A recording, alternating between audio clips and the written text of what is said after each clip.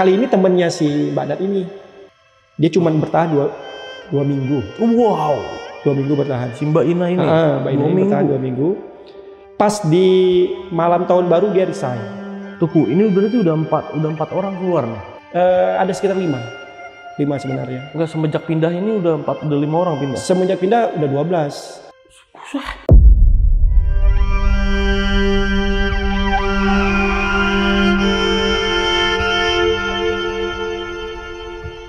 Pada suatu malam itu setelah jam 8 malam gitu, si Mbak Nat ini kan kebetulan dia sendiri jaga.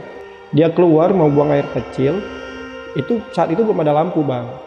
Garis di luar itu belum ada lampu, tapi lampunya itu hanya ada di kamar mandi aja. Nah waktu dihidupin kamar mandi, dia buka, dipakai kamar mandinya. Begitu dia buka, pas di depan pintu kamar mandi, di bawah tangga itu ada pocong.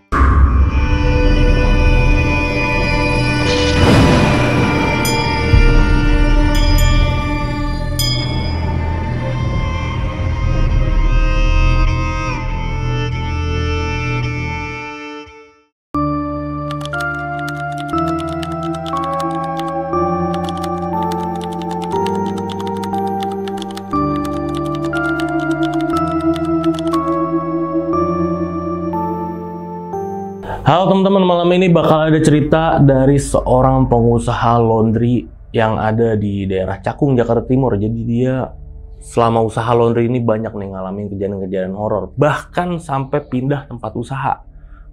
Dan di tempat barunya nggak lepas dari kejadian horor yang dia alamin. Tapi sebelumnya kenalan dulu sama orangnya. Di sebelah gua udah ada Bang Riki. Halo Bang. Halo Bang Gilang, ketemu lagi kita. Orang Aceh kita satu ini datang lagi ya Bangku. Abang, thank you ya Bang ya. Udah datang ke sini buat mau nyeritain ini. Dan kemarin kan pertama nyeritain waktu kerja di radio. Radio Aceh itu videonya juga bagus, responnya juga bagus banget. Dan kali ini kan Abang usaha laundry.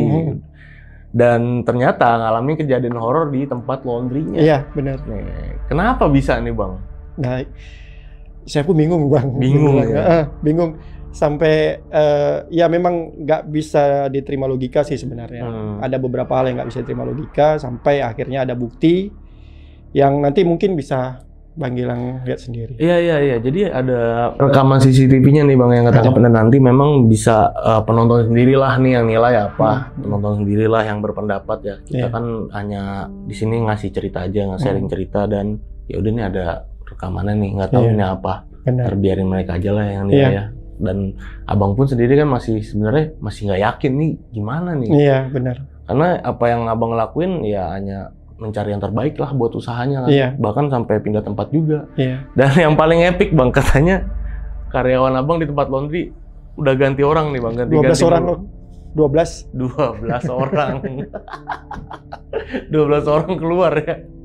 Itu gara-gara kejadian aneh ini. Iya, rata-rata. Ini tempat lama, tempat baru? Tempat baru. Tempat baru ya? Tempat baru. 12 orang? 12 orang. Oke. Jadi karena banyak kejadian horor, mungkin ya banyak yang ngalamin kejadian di luar logika lah ya. 12 orang ini keluar. Jadi keluar itu maksudnya nggak langsung 12 kan satu-satu. Satu-satu, Pak. Jadi ada yang berapa minggu, ada yang berapa hari gitu ya. Oke. Dan itu diceritain detailnya gimana Bang ya. Dan buat teman-teman yang penasaran sama ceritanya Bang Riki, nonton video ini dari awal sampai habis, jangan ada yang di skip-skip. Dan buat kalian yang punya cerita, mau cerita nih, datang langsung ke sini. Atau kalian yang punya usaha juga, yang teman-teman yang buka usaha fotokopi, bengkel, dan lain-lain yang ngalamin kejadian horor di tempat usahanya, bisa ikut cerita. Caranya gampang, kalian klik link di deskripsi di bawah video ini ya. Oke, Bang Riki, langsung kita mulai ceritanya.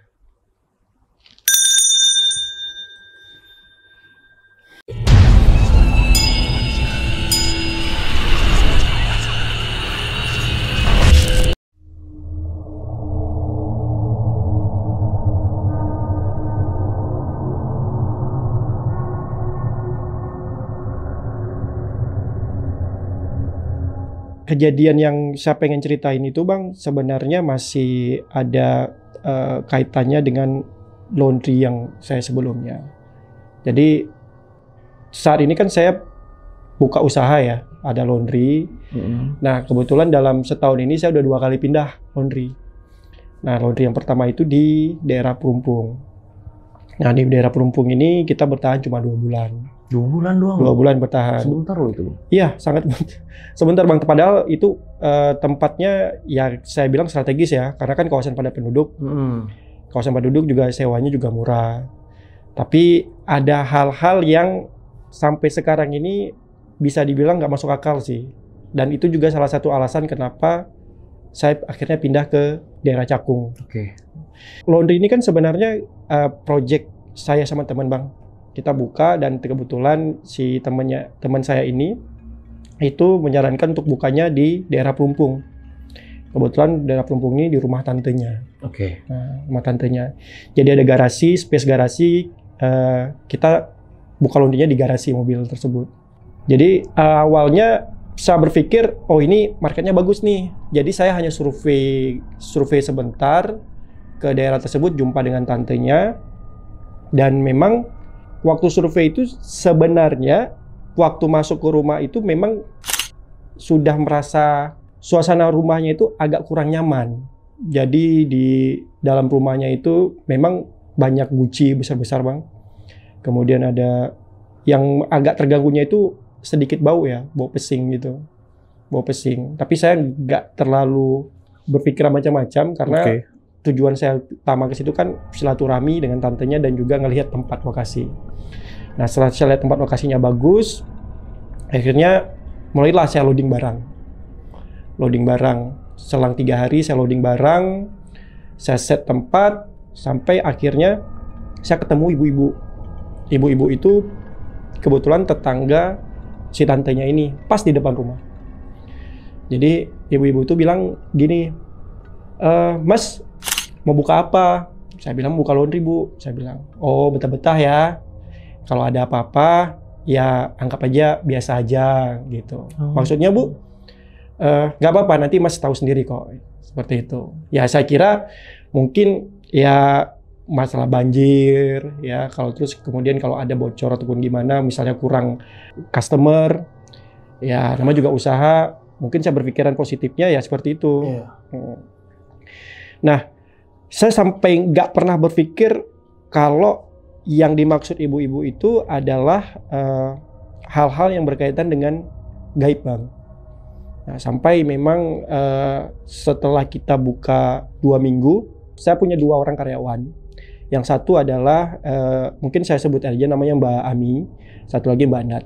Nah, Mbak Ami ini memang perawat si tantenya itu. Jadi si tantenya teman saya itu sedikit pikun, udah tua, kemudian ya ada stroke sedikit lah. Jadi memang perlu perawatan. Nah, kita ambil Mbak Ami itu sebagai yang bisa bantu kita dan tahu juga kawasan di situ. Yang kedua, kita rekrut karyawan temannya Mbak Ami ini dari luar daerah.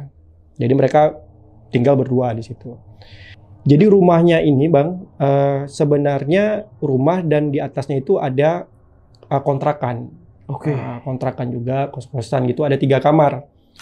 Kamar yang pertama itu di atas garasi, di atas garasi mobil. Nah, kamar yang kedua itu di sampingnya, di huruf L. Nah, itu ada 2 kamar. Nah, 2 kamar ini yang satu kosong, yang satu lagi ditempati sama Mbak Ami dan Mbak Nat. Nah, jadi mereka tinggal di satu kamar itu. Tapi kamar yang 2 ini kosong. Nah, yang anehnya Mbak Ami ini tidak pernah bilang ke saya kalau kamar yang ujung samping kamar dia itu kosong juga. Saya berpikir kamarnya ada penghuni. Yang saya tahu hanya kamar yang di atas garasi saja, dan itu pernah ditawarkan ke saya. Tapi saya bilang, nggak usah deh, saya udah ada tempat tinggal, saya bilang gitu. Nah, sampai pada akhirnya si Mbak Nat ini ngomong ke saya, karena dia tinggal di situ. Dia bilang, Kak, aku kok tiap malam kok sering digangguin ya di sini, sering dikasih nampak gitu, di mana aja. Itu di bawah tangga, kalau aku ke dapur sama di tempat laundry. Nah, tempat laundry kan maksudnya cuma garasi. Iya, karena aku sering kan kalau tutup itu kan saat itu kita tutupnya itu sampai jam 10 malam Bang. Buka jam 8, tutup jam 10 malam. Jadi setiap dia mau tutup itu dia selalu ada bayangan hitam yang berdiri di dekat pintu masuk dapur. Nah, memang posisi pintu dapurnya itu di samping itu ada guci besar, guci warna biru atau ungu gitu, lupa saya. Saat itu belum ada CCTV. Jadi setiap dia mau tutup toko, dia turunin rolling door, selalu dia lihat di pojoknya itu ada bayangan hitam besar di pojok pintu masuk dapur. Oke. Nah, sampai di situ kan saya masih kurang percaya. Mungkin kamu kecapean kali, karena kan kamu kerja dari jam 8 sampai jam 10 malam. Ya mungkin ya Kak, kata dia kayak gitu. Tapi aku sering lihat juga di bawah tangga di dapur gitu, kata dia. Tapi saya waktu dia ngomong gitu ya udah saya cuekin aja. Saya nggak berpikiran oh kenapa. Karena memang ya namanya juga kadang-kadang perempuan itu kan ada halusinasi ya. Nggak pikir gimana Bang. Sampai akhirnya agak terganggu juga sih, karena dia hampir setiap hari itu cerita bilang dia diganggu, ada ngelihat penampakan gitu. Sampai akhirnya ngeluh mulu ya? Iya. Ngeluh diganggu mulu. Nah, yang buat saya tambah penasaran, sebelum saya pasang CCTV, itu dia bilang dia sering ngelihat ada perempuan duduk di depan kamar kosan yang paling ujung, yang di L itu. Kamar itu sering ada perempuan duduk di atas tembok batasan itu, sambil goyang-goyangin kaki, kata dia. Tiap malam udah 2 malam dia ngelihat, katanya. Oh, ya udahlah, saya cuek tapi bukan berarti saya nggak peduli Bang. Akhirnya saya pasang lah CCTV. Sebenarnya CCTV itu bukan lebih kepada melihat hal-hal yang aneh ya, tapi lebih ngelihat karena saya nggak 24 jam di situ, jadi saya mantaunya dari CCTV aja. Dari CCTV saya mantau, saya lihat oh mereka benar, ini ada konsumen. Terus akhirnya saya coba lah malam saya mantau. Itu kejadiannya itu kan saya bukan laundrynya itu di tanggal 13 bulan 9. Saya nginap di situ di minggu ketiga. Karena dengar cerita dari dia ya, nginap situ saya minta izin sama tantenya. Saya bilang, "Tante, saya mau maaf, saya mau tidur sini boleh? Biar saya ngelihat apa yang kurang di laundry ini." Nah, sampai akhirnya diizinin saya semalam nginap di situ, kamar yang di atas. Nah, malamnya saya mau turun ke bawah, mau ngambil minum Bang. Sekitar jam 1 apa setengah 2 gitu, saya lihat di pojok kamar yang kosong yang tadi saya cerita, itu memang ada perempuan duduk sambil goyang-goyangin kaki pakai daster. Tapi saat itu memang nggak jelas ya, karena lampunya itu lampu neon, lampu kuning gitu. Oke. Di atas itu, terus kamarnya juga mati. Tapi saya kira oh ini mungkin antara Mbak Ami dan Mbak Nat nih, nggak saya panggil karena kan kondisinya memang udah tengah malam kan, tengah malam. Oh udah saya lihat gitu aja, saya turun ke bawah, saya naik lagi. Tapi saya naik lagi, habis ambil air minum nggak ada orangnya. Saya masuk, terus paginya waktu buka laundry, saya tanya ke Mbak Ami sama Mbak Nat, itu kalian ada yang duduk di ini ya, di depan kamar itu ya tadi malam? Jatuh nanti, saya bilang gitu. Gak ada Kak, kami tidur, kata dia gitu. Gak ada, kami tidur. Nah jadi situ siapa yang di tembok saya lihat? Gak mungkin hantu, saya bilang. Gak ada Kak, kami tidur, kata dia. Oh ya udah. Nah si Mbak Nat ini sempat pandang-pandangan sama Mbak Ami. Pandang-pandangan gini waktu saya tanya gitu. Tapi ya saya nggak mau menggali lebih dalam kan. Nah sampai akhirnya Mbak Nat itu panggil saya. Kak, udah lihat kan, kata dia gitu. Lihat apa? Itu yang perempuan yang aku cerita ke kakak, kata dia kayak gitu. Iya, emang yang kamu maksud itu? Iya Kak, karena aku hampir udah berapa malam ini ngelihat perempuan situ satu lagi ada perempuan rambut panjang di bawah tangga menuju dapur. Kalau aku minum, makanya kemarin itu waktu 3 hari aku nginap, pas pertama nginap di sini, tidur di kamarnya Mbak Ami, itu aku turun mau minum air, aku lihat dia berdiri di tangga pojok, nggak jadi, aku naik lagi. Terus si Mbak Ami tanya, kenapa kok naik lagi? Ada cewek di bawah tangga. Siapa, katanya. Udah aku nggak berani, udah tidur aja, kata dia gitu. Nah sampai akhirnya saya bilang ya udah saya coba pasang CCTV dulu, karena dia kan pernah bilang juga kalau di garasi itu juga ada kelihatan. Nah akhirnya saya pasang CCTV, saya beli CCTV 2 itu di atas meja kasir 1, di dekat rolling door di pojok, sama di dekat pintu masuk belakang dapur. Pas di atas guci itu Bang. di atas guci yang nanti mungkin bisa ditampilkan gambar. Pas di atas itu saya tempelkan. Ya udah, akhirnya kan cuma semalam tuh nginap di situ. Malamnya saya balik. Nah, pas waktu malam itu saya coba cek, memang nggak ada apa-apa sih, aman. Malam besoknya apa malam lusa gitu saya cek. Nah, mulai di situ mulai ada pergerakan. Jadi CCTV itu kan model ngedetek otomatis ya, Bang. Jadi nggak saya setting manual, otomatis saya setting. Jadi dia itu gerak. CCTV itu ada 2 berhadapan-hadapan. Yang di CCTV di atas meja kasir itu lampunya hidup mati. Berarti ngedetek tuh? Ngedetek, hidup mati.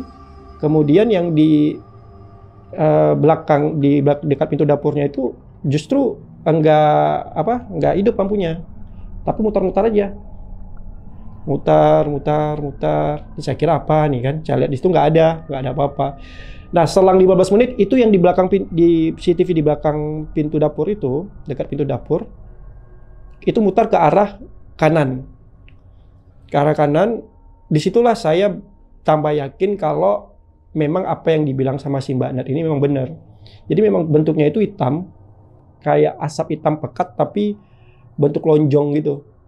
Nah, dibilang pocong bukan pocong ya, memang hitam bentuknya, padat, menggumpal gitu di ujung. Nah, saya kira itu apakah itu bayangan guci atau memang ada sesuatu di situ. Iya.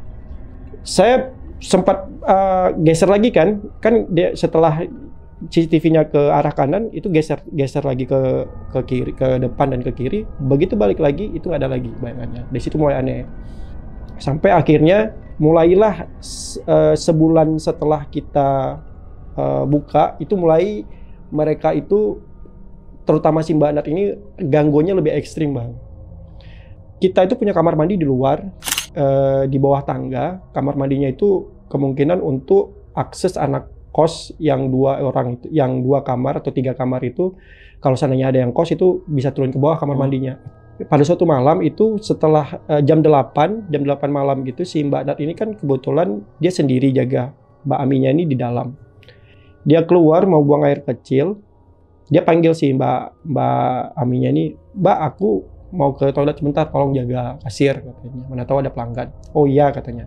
Keluarlah dia. Nah, lewat samping garasi itu saat itu belum ada lampu, Bang.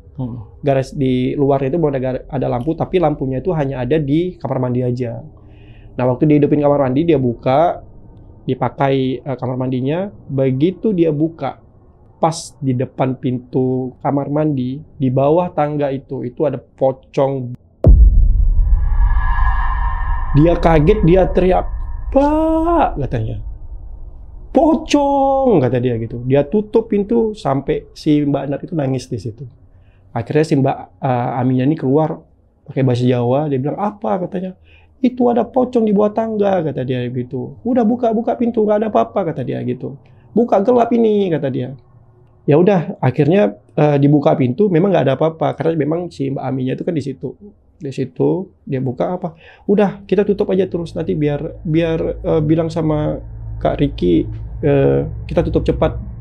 Akhirnya tutuplah mereka, naik ke atas. Besok paginya jam berapa ya, jam 6:30 gitu si Mbak Aminya nge-WA saya, "Mas bisa kemari nggak?" kata dia. "Oh, ada apa, Mbak? Penting," kata dia kayak gitu. "Nggak bisa saya cerita di WA. Mas kemari aja." Ya udah, akhirnya siang saya ke situ. Si Mbak Nat ini mukanya udah pucat ya udah lesu gitu. "Kenapa kamu sakit?" saya bilang gitu. Dia diam, nggak banyak ngomong. Jadi si Mbak Aminya ini yang bilang, itu si Mbak Nat ada ngelihat penampakan Mas di tangga dekat kamar mandi, kata dia. "Kok aneh? Emang sebelumnya ada kejadian, Mbak?" Saya bilang, "Nggak pernah ada, Mas," katanya. Ternyata memang ada yang ditutupi nih sama si Mbak Aminya ini di situ. Terus saya, "Kamu lihat apa?" Katanya dia ngeliat pocong di bawah tangga, bawah tangga itu. "Oh ya, bentuknya gimana?" Udah digambarin itu. "Terus gimana nih kamu?" Dia diam, nggak ada respon. Saya tanya, pokoknya nggak ada respon sama sekali si Mbak Nat ini. Ya udah, akhirnya saya coba ngomong sama Mbak Ami. Saya bilang sama dia, "Mbak, jujur aja deh. Sebenarnya ini gimana sih kok bisa setelah dia masuk itu banyak kali hal-hal yang aneh gitu. Mbak emang nggak ada bilang apa-apa dulu ke si Mbak Nat ini?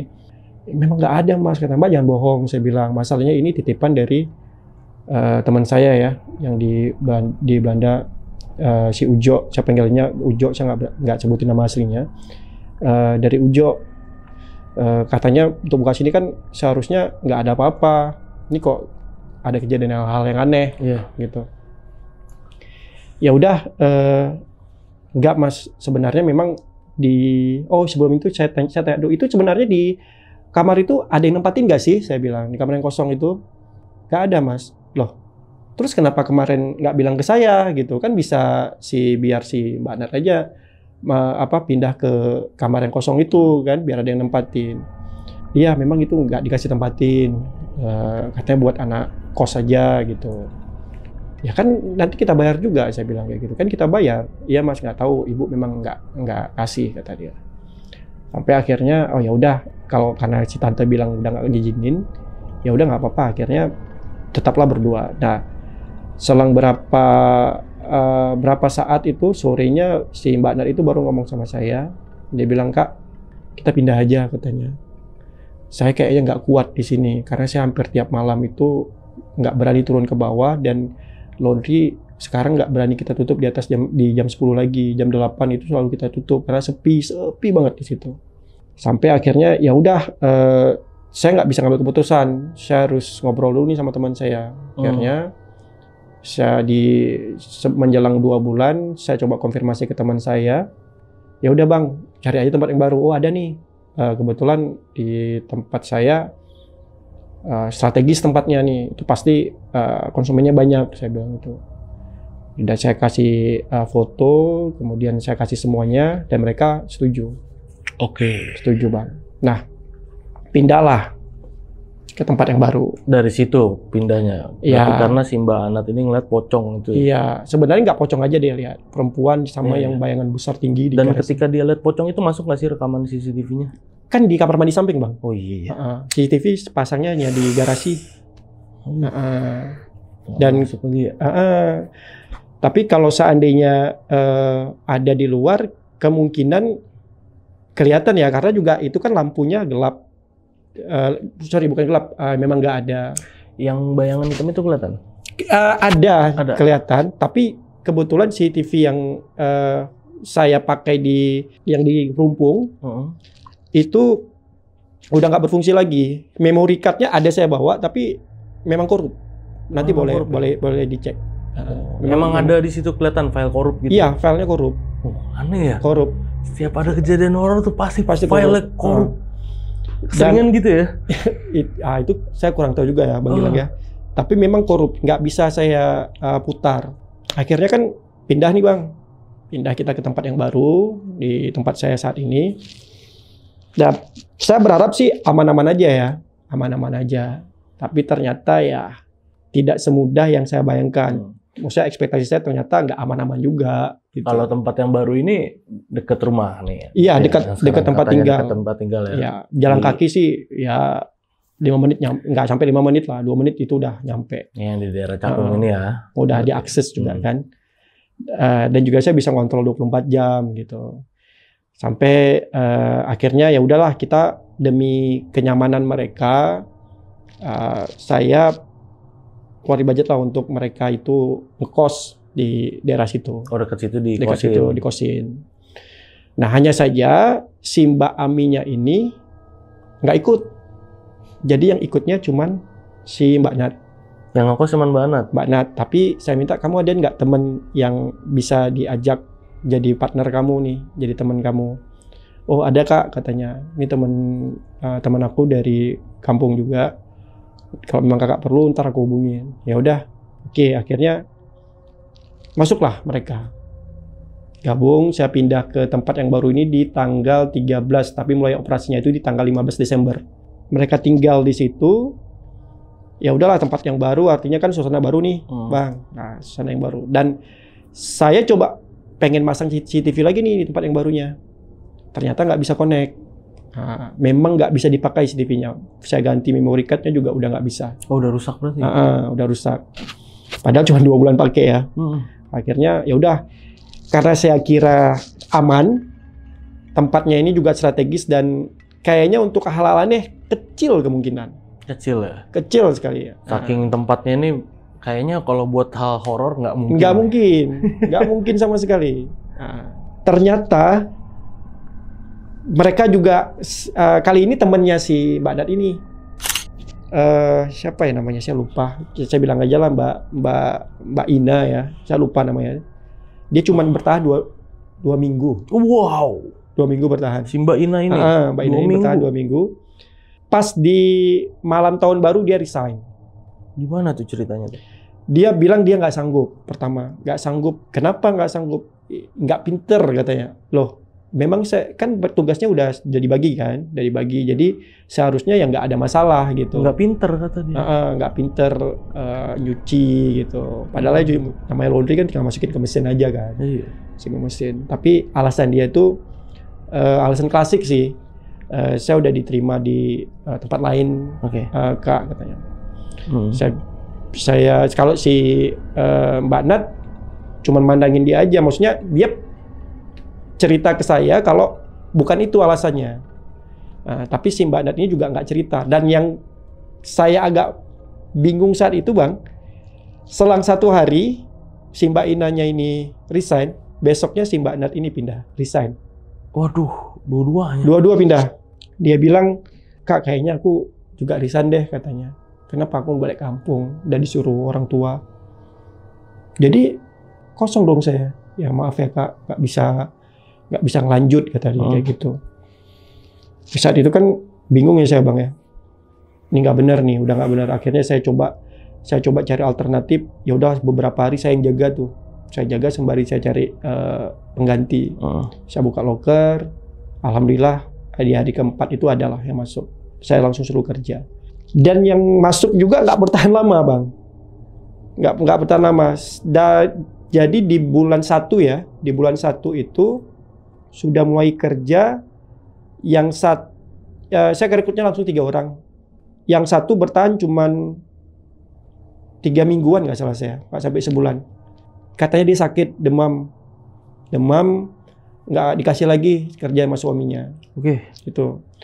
Nah, sambil berganti sampai akhirnya ada yang 1 orang bertahan agak lama. 1 orang bertahan agak lama, itu namanya Bu Yuli. Nah, ternyata dari yang udah jadi kayak pesan berantai ya. Mereka keluarnya sampein sama yang ini. Dia cerita kenapa alasannya keluar. Sebenarnya bukan masalah gaji sih, Bang. Bukan masalah load berat, enggak. Pekerjaan berat, enggak. Tuh, ini berarti udah 4 orang keluar nih? Yang di bulan 1 itu ada sekitar 5 sebenarnya. Enggak, semenjak pindah ini udah 5 orang pindah? Semenjak pindah udah 12. 12 orang. 12 orang? 12 orang. Itu satu pun nggak ada yang cerita? Nggak ada, tapi akhirnya saya baru ketahuan setelah Bu Yuli ini yang sampai saat ini bertahan. Gimana ceritanya? Jadi di laundry itu kan setiap mau tutup toko kan mereka harus bersihin.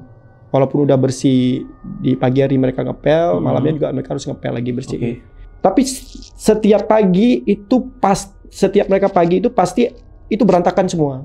Keranjang di mana, pakaian pelanggannya di mana. Sedangkan saya juga nggak bisa mantau kan, artinya jam 8 tutup toko, ya udah, maksudnya nggak ada ngecek lagi, udah aman, udah sesuai semua, tapi kok paginya berantakan. Jadi setiap saya telepon, saya tanya, ini kok belum absen, berantakan banget Kak, nggak tahu nih siapa yang masuk. Saya udah ini kan, udah nggak masuk akal sih sebenarnya Bang, dan nggak masuk akal berantakan gitu. Nah, yang akhirnya saya mengambil keputusan untuk memasang CCTV adalah di 3 bulan terakhir ini pintu seringkali kebuka. Pintu apa nih? Pintu toko, pintu kios. Jadi memang pintunya itu kuncinya double ya. Itu ada karyawan 1 saya pegang yang saya percaya, si Bu Yuli itu. 1 lagi saya yang pegang. Nah, jadi setiap pagi, misalnya paginya saya kalau laundry nih, saya ke laundry, saya periksa, ini kok pintu kok kebuka. Saya telepon, "Ibu, ini pintu kenapa kebuka yang ada kunci?" "Udah saya kunci, Pak," kata dia bilang kayak gitu. "Udah saya kunci. Ini kebuka loh," saya bilang kayak gitu. Nah, pas kejadian paginya mereka datang cepat, pintu kebuka, saya ditelepon, "Pak, Bapak tadi malam nggak ada kunci." "Udah saya kunci." Jadi gantian gitu terus, Bang. Gantian itu sama berapa ya? Ada sebulan lebih gitu. Woi, tapi nggak ada yang hilang kan barang? Kita nggak cek sedetail itu saat itu. Nggak, misalnya ada maling kan, misalnya ada maling ngebuka pintu ada yang hilang kan? Ini nggak ada yang hilang. Nggak ada. Mesin cuci segala macam Nggak ada, aman sekali. Jadi kita gantian itu sampai saya bilang udah deh. Akhirnya saya pasanglah CCTV. Saya beli satu. Tapi saya pengennya nge-record 24 jam kan. Yeah. Tapi akhirnya saya saya berangkatnya yang cloud aja. Jadi setiap ada event aja, ada kejadian itu baru ke-record. Ya, ada motion ya. Jadi saya berangkatnya lah di cloud itu sampai akhirnya belum ada kerekam itu. Tapi pagi selalu mereka bilang pintu selalu kebuka, pintu selalu kebuka. Gitu juga saya. Setiap saya datang pagi, saya buka pintu selalu begitu saya masuk kunci, saya dorong, kok pintunya kebuka ini. Sampai akhirnya saya ngelihat di berapa hari kemarin, sekitar tanggal 24 atau 25 gitu, ada satu penampakan yang menurut saya itulah asal mulanya pintu selalu terbuka. Mungkin nanti di CCTV bisa Abang lihat. Jadi paginya Bu Yuli ini bilang saya pintunya kebuka. Saya iseng lah ngecek. Tapi ngeceknya nggak di hari itu, malamnya saya cek. Saya cek, ternyata ada ops.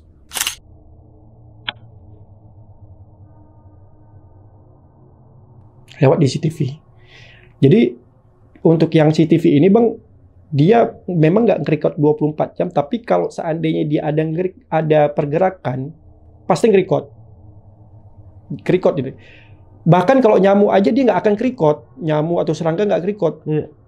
Cuman gerak, pokoknya kalau misalnya ada cicak, jatuh, itu ke-record. Tapi ini ops. Jelas sekali. Hidup langsung cepat. Tek-tek. Hidup. Hilang. Habis itu mati lagi CCTV-nya. Nah, saya berpikiran, apa mungkin ya ini gara-gara ini ya? Nah, yang kedua, besok malamnya. Nah, ini berurut nih Bang. Oke. Berurut kejadiannya. Di CCTV juga saya lihat, itu tas goodie bag pelanggan, plastik. Lumayan berat sih sebenarnya. Saya taruh di atas laci laundry.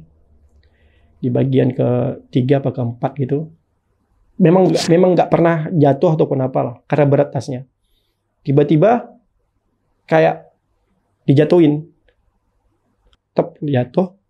Terus tasnya ngembang tasnya.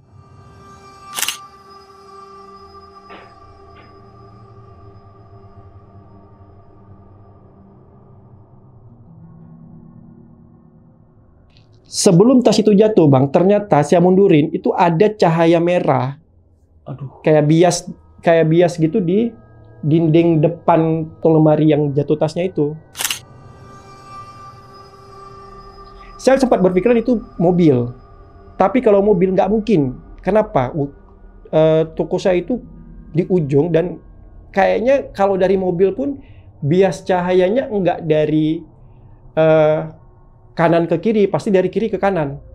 Ini dari kanan ke kiri dia, merah cahayanya. Masuk ke dalam gitu ya? Siluet gitu ya?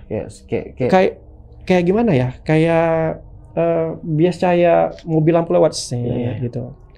Berapa detik sebelum tas jatuh? Apa berapa menit sekitar sebelum? Kurang lebih 10 atau 15 menit gitu. 15 menit sebelum kejadian tas jatuh tuh ada merah-merah. Iya, ada merah lewat. Dan yang anehnya itu saya download nggak bisa. Korup. Oke. Sedangkan yang lain bisa.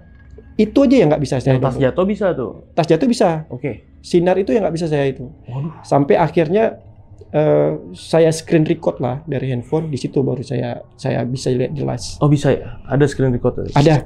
Dan itu ada beberapa cahaya sebenarnya Bang. Dan tiga cahaya itu nggak ada yang bisa saya download. Itu anehnya.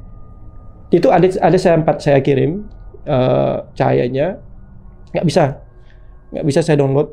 Untuk saya ambil, saya kasih lihat ke teman saya. Akhirnya saya bukan meeting ya, briefing lah pagi ke kebetulan karyawan saya ini satu Bu Yuli, satu Bu Heni namanya. Nah, yang Bu Heni itu memang non-muslim. Nah, saya gali, dia sempat bilang sama saya, Pak, sebenarnya selama saya masuk, kan Bu Heni ini masuknya baru bulan ini, di tanggal 2. Dia satu-satunya yang sepertinya akan bertahan lama sih. Saya dari pas pertama masuk itu sering nyium kalau maghrib itu bau rokok, Pak. Rokok apa? Rokok gudang garam katanya. Setiap maghrib, iya Pak, setiap maghrib. Setiap kali saya mau nyuci maghrib itu selalu cium bau gudang garam, bau rokok. Akhirnya saya keluar. Nggak tahan, nyengat banget kata dia. Terus ada apa lagi Bu? Nggak ada, cuman itu aja sih. Bu Yuli ini sebenarnya banyak kejadian yang dia nggak cerita ke saya sebelum-sebelumnya Bang. Sampai dia cerita, Pak, sebenarnya yang keluar kemarin itu kejadiannya itu ada Bu Eni tuh. Kita di situ lagi briefing. Kejadiannya itu hampir sama semua Pak. Kenapa? Jadi mantan-mantan karyawan Bapak yang sebelumnya itu, mereka keluar itu kecapean. Kok kecapean? Saya bilang. Iya, soalnya mereka itu bilang setiap pagi bajunya selalu diberantakin. Bapak kalau dicerita nggak pernah percaya. Ya saya nggak percaya, memang nggak mungkin gitu. Ya, mungkin ya kalah-kalahan aja supaya telat absen gimana gitu. Tapi setelah dipasang CCTV emang nggak pernah kejadian lagi baju nggak ada. Ada sempat record Bang, tapi memang saya belum pengen ini ya, belum pengen cerita. Ada satu keranjang itu bergeser. Oh iya. Karena di cloud-nya ini saya kan untuk waktunya itu cuma 7 hari. Setelah 7 hari dia record pulang. Oh, cuma yang 7 hari. 7 hari aja. Karena kalau untuk yang 24 jam, saya kira kan untuk operasi laundry kan nggak 24 jam saya. Jadi saya bilang yang 7 hari aja dan pas ada kejadian aja. Nah itu ada satu. Dan keranjangnya itu memang pindah. Nah, kemarin saya sempat nanya sama security. Security lagi ya biasalah pagi ya. Saya lihat, saya panggil, Pak, maaf mau nanya, Bapak kemarin tanggal 2 sekian jaga di sini kan? Karena kan kebetulan malam waktu pas tutup toko saya ada lihat beliau gitu di tanggal itu.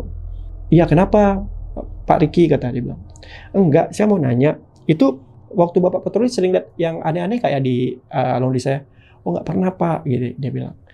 Tapi memang ada beberapa malam atau beberapa kali saya patroli, memang ada aktivitas di situ.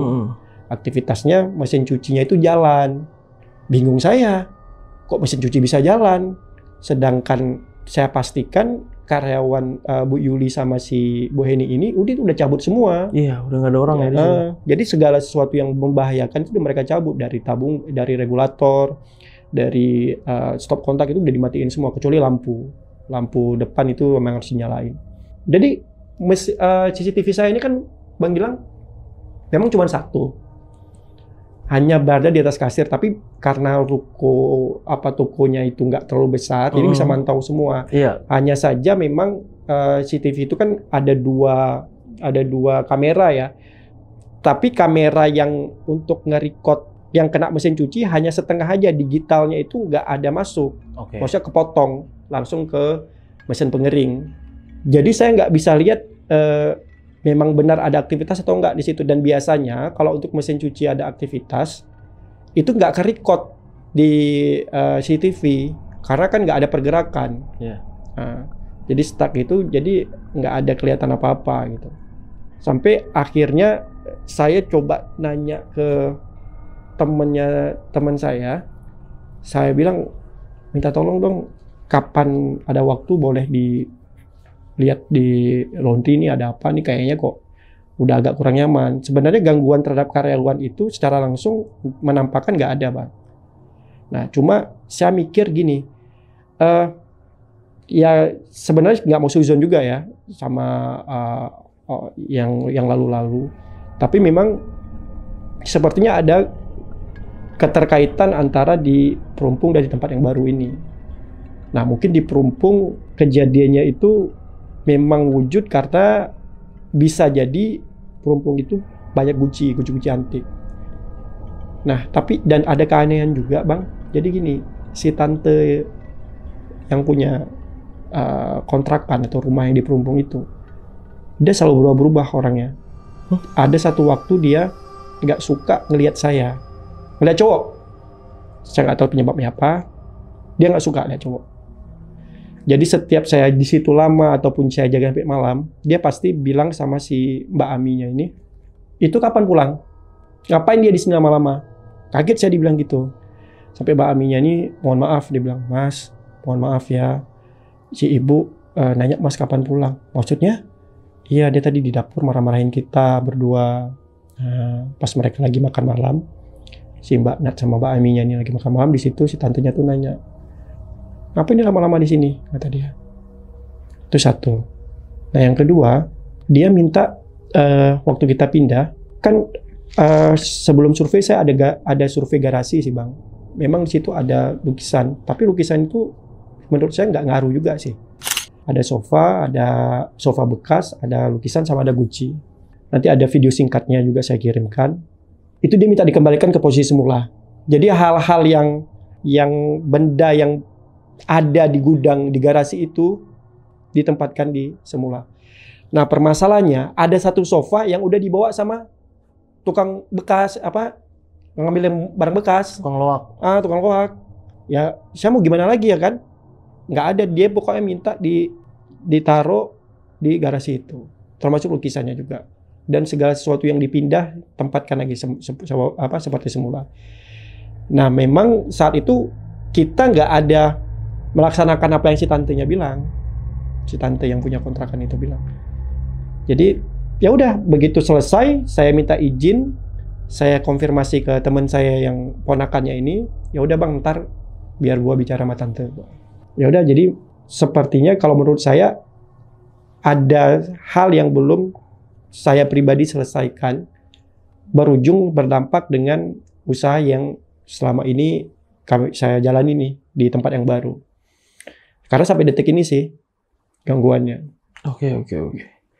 Dan yang tadi Abang bilang kan tantenya berubah-berubah sifatnya. Maksudnya berubah-berubah itu gimana tuh? Jadi gini Bang. Kan kadang lu nggak sampai kapan, lu nggak pulang-pulang kayak gitu. Terus berubahnya gimana? Kalau lagi baik gimana? Kalau baik ya dia cerita sedih. Dia cerita kalau saya ini ditipu gitu. Oh, maksudnya kepribadiannya jadi bertolak belakang. Iya. Kayak bipolar dong berarti. Sepertinya Bang ya. Terus juga pokoknya setiap 5 menit itu moodnya bisa berubah otomatis. Iya, benar. Dan yang anehnya juga selama si Mbak Aminya ini tinggal di situ, dia nggak dikasih izin untuk membersihkan ruang tamu, kamar, sama membersihkan guci. Jadi ruang tamu dibersihkan, dipel itu pada saat si tantenya itu lagi istirahat. Gucinya dibersihkan juga waktu istirahat. Tanpa sepengetahuan tante? Tanpa sepengetahuan tantenya. Dan guci itu, semua yang ada di ruang tamu, gucinya tidak boleh digeser. Harus sesuai pada tempatnya. Pernah sekali si Mbak Aminya ini geser, itu si tantenya tiba-tiba bangun dari tidur. Dia teriak manggilin si Mbak Aminya ini, kamu apakan tempat tinggal saya? Gitu. Wow, ngeri ya. Kamu apakan tempat tinggal saya? Balikkan ke semula. Kaget dong. Ibu kenapa? Kata dia gitu. Balikan katanya. Sambil ditunjuk. Guci yang digeser itu. Akhirnya Mbak Ami geser. Nah, itu yang masih menjadi misteri sih Bang. Iya. Saya masih mencoba menarik benang merahnya. Ini benar nggak ya? Ada hubungannya ini. Karena sampai detik ini juga masih ada gangguan. Malah saya sempat ngechat teman saya. Sampai dia bilang, udah Bang, coba liburin aja dulu sehari, bersih-bersihin. Ya percaya nggak percaya, ya namanya usaha, mungkin orang ada iseng atau gimana, ada yang taruh apa gitu. Coba aja dulu. Tapi belum saya lakuin. Saya pikir saya harus cari dulu ini penyebabnya apa.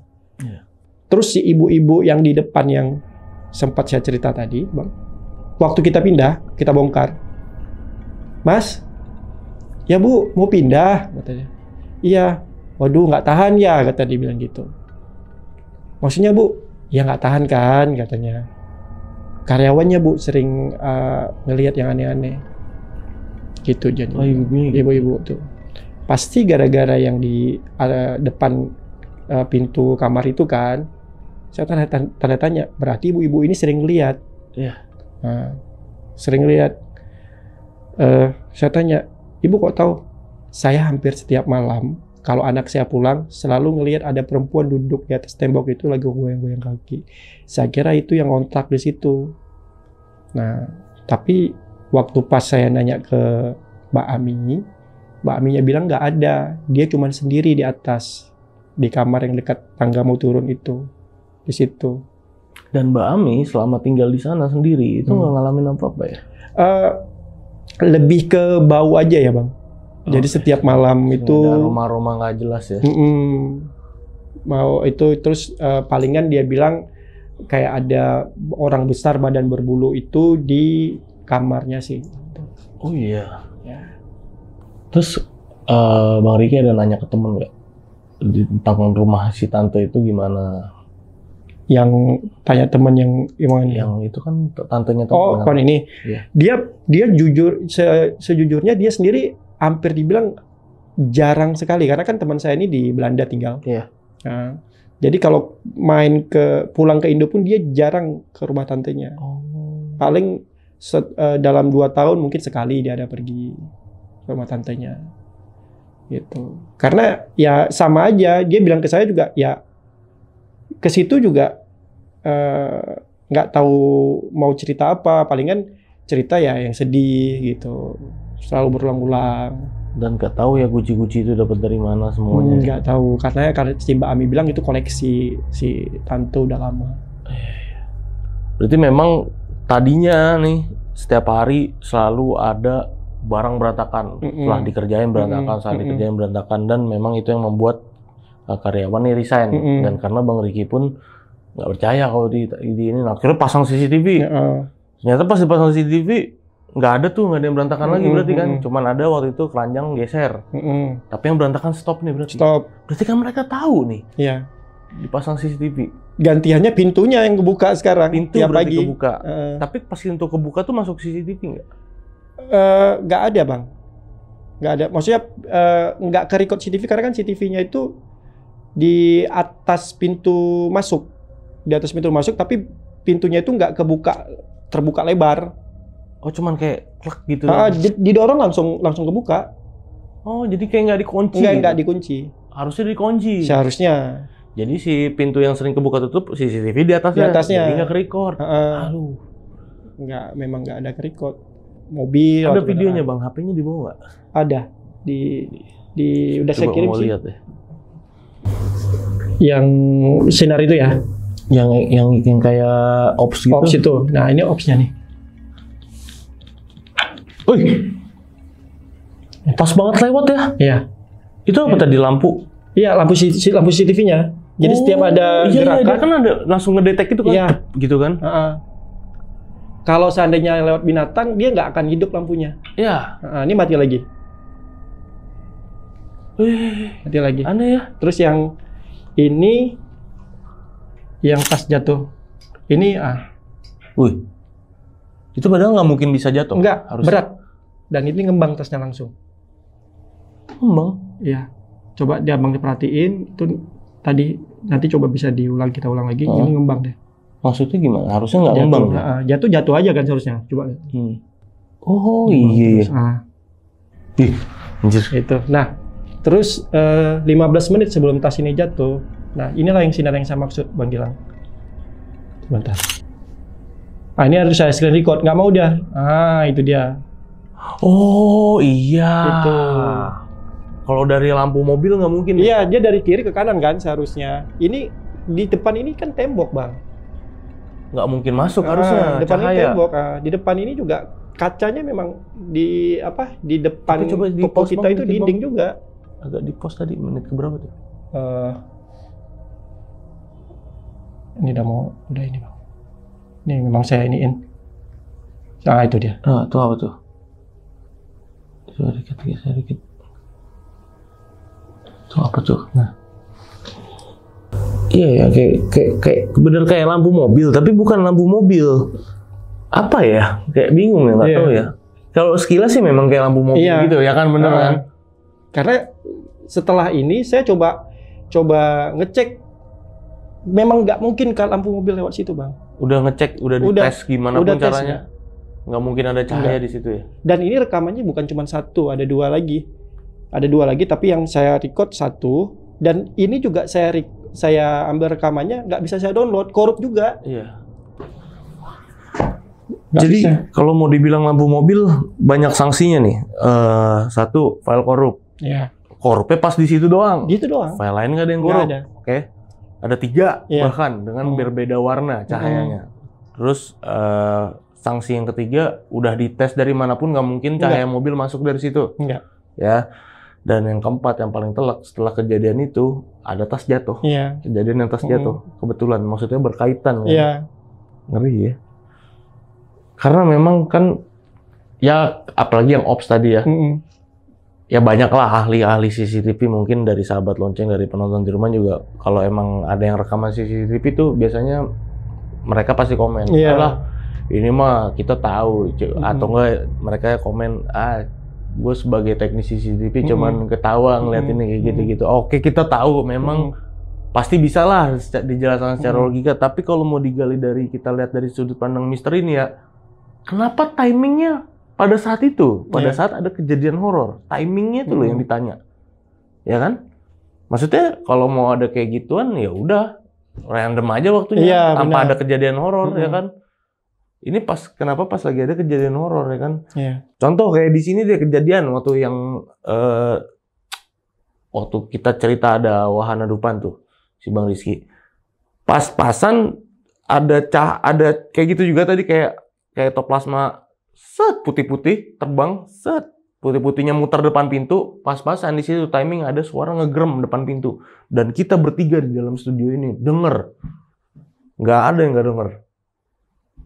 Jadi pas dicek di CCTV timingnya pas si ektoplasma itu naik kan dari atas tangga, seret masuk ke depan pintu, itu pas-pasan suara ngegrem. Wow, situ kita loncat. Nah, nggak lama di rekaman itu ada saya keluar. Rekam, ada apa nih di luar. Jadi timingnya itu pas. Kenapa kalau ada kayak gitu-gitu timingnya itu harus pas ada kejadian horor. Nah, itu yang apa ya, agak sulit juga ya kita hari ini. Makanya kan banyak lah ahli-ahli CCTV di sini bisa ngejelasin, coba aja ya, kele aja kan. Mereka lebih tahu lah. Berarti ini udah semua nih Bang ya, dan moga-moga aja ini lancar terus Bang usahanya Bang. Amin, ya. Bang. Semoga nggak ada kejadian horor lagi lah. Stres lah, pastilah. Stres juga sih. Ya kan, apalagi kalau harus pindah tempat, jangan sampai lah ya, jangan sampai. Stres pasti. Pokoknya lancar terus Bang usahanya. Amin. Dan semoga dimudahkan segala urusan-urusannya ya. Amin, makasih Bang. Dan buat teman-teman yang udah nonton video ini dari awal sampai habis, gimana nih pendapat kalian? Tulis di kolom komentar, dan kalau kalian mau cerita datang langsung sini, atau kalian yang memang sama nih kayak Bang Ricky punya usaha juga, usaha apapun itu ya, buka bengkel, buka fotokopi, apapun lah yang ngalamin kejadian horor di tempat usahanya, itu bisa cerita nih ke kita. Caranya gampang, kalian tinggal klik deskripsi di bawah video ini, tinggal klik aja linknya, itu langsung nyambung ke WA kita pastinya. Oke, di akhir video ini gue Gilang izin pamit, Bang Ricky juga izin pamit. Wassalamualaikum warahmatullahi wabarakatuh.